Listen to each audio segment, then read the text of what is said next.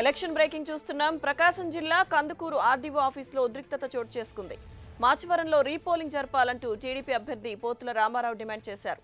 166, 167, 169 polling బూతుల్లో TDP ఏజెంట్లను కొట్టి rigging చేశారంటూ ఆందోళనకు దిగారు.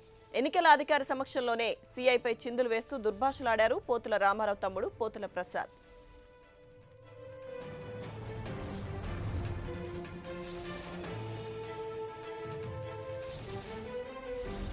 ప్రకాశం జిల్లా కందుకూరులో ఉద్రిక్తతలకు సంబంధించి మరింత సమాచారం మా ప్రతినిధి శంకర్ అందిస్తారు.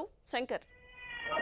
లక్ష్మీదుర్గ ఈరోజు కందుకూరు కాన్స్టిట్యూన్సీలోని మాచవరం గ్రామంలో వన్ సైడ్ ఓటింగ్ జరిగిందని చెప్పేసి పోతుల రామారావు ఆరోపణలు చేయడం జరుగుతుంది.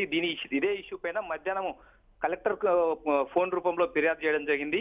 ఎట్టి పరిస్థితుల్లో మాచవరంలో రీపోలింగ్ నిర్వహించాలి. అక్కడ వైసీపీ అభ్యర్థి మాడుగుంట మైదరెడ్డి స్వగ్రామం కావడంతో అక్కడ వన్ సైడ్ పోలింగ్ అనేది నిర్వహించాడు.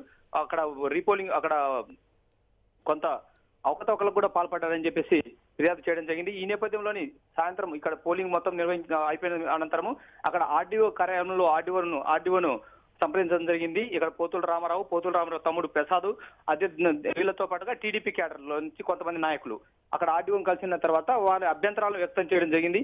ఎట్టి పరిస్థితుల్లో మాచవరంలో రీపోలింగ్ నిర్వహించాలి. అక్కడ గుంపగుత్తలాగా ఓట్లు అనేవి కొంత రిగ్గింగ్ పాల్పడ్డారు వైసీపీ వాళ్ళు. కాబట్టి దీనిపైన మాకు అనుమానం అని చెప్పేసి వారి అనుమానం వ్యక్తం చేయడం జరిగింది. దీనిపైన ఆర్డీఓ కూడా చాలా స్పష్టంగా చెప్పడం జరిగింది. అధికారులు ఎవరైనా కూడా అక్కడ చాలా నిష్పక్షపాతంగా వ్యవహరించారు. దీనిపైన మీకు అవాంతరాలు ఉంటే సాక్ష్యాధారాలతో సహా ముందుకు రావాలి. తదనంతరమే చర్యలు తీసుకుంటాం. మీరు ఇచ్చే నివేదికలు ఓవరాల్ గా ఇక్కడ ఎలక్షన్ కమిషన్ కు మేము పంపడం జరుగుతుంది. ఆ తర్వాత వాళ్ళు ఇచ్చే ఆచరణ బట్టి మేము ఫాలో కావడం జరుగుతుంది కూడా చాలా స్పష్టం జరిగింది. అయితే అక్కడే ఉన్నటువంటి సిఐ పైన కూడా ఇక్కడ పోతుల రామారావు తమ్ముడైనటువంటి ప్రసాద్ దుర్భాషలాడడం కాకుండా మీరు కావాల్సి మమ్మల్ని ఓడించేందుకు అధికారులు మొత్తం ఏకమై ఈ సంఘటనకు పాల్పడారని చెప్పేసి వాళ్ళపైన ఆరోపణలు కూడా చేశారు.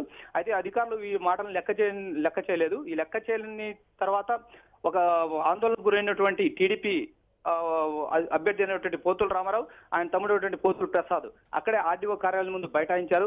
ఎట్టి పరిస్థితుల్లో అక్కడ రీపోలింగ్ పైన మాకు మాట ఇచ్చిన అనంతరం మాత్రమే